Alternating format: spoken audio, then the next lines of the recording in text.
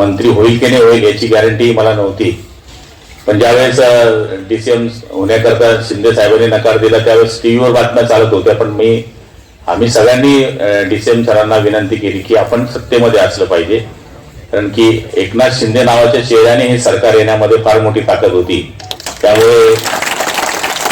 तुम्ही सरकारमध्ये असलं पाहिजे. देवेंद्र भाऊ सुद्धा आपल्या काळामध्ये उपमुख्यमंत्री झाले होते, त्यांनी मोठं पण दाखवलं होतं, तर आपण सुद्धा यावेळेस मोठं पण दाखवलं पाहिजे आणि आपण DCM पद घेतलं पाहिजे, कारण की शेवटी तुमचे दोघांचे विचार सारखे आहेत आणि त्यांनी सगळ्या आमदारांचा या ठिकाणी मान ठेवला आणि मला सांगायला अभिमान वाटेल की बरेच लोक लॉबिंग करायला गेले डॉक्टर साहेब, पण आमची सगळे मंडळी ती बसली आहे. तर बरेच लोक सांगायचे, रमेश आप्पा सुद्धा साक्षीदार आहे, पण मला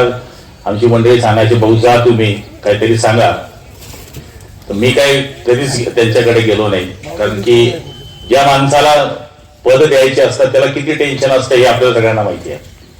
पण त्यांनी विश्वास ठेवला आणि पुन्हा माझ्या गळ्यामध्ये तिसऱ्या वेळेस कॅबिनेट मंत्री मनाची संधी मला मिळाली आणि तेही तेच खातं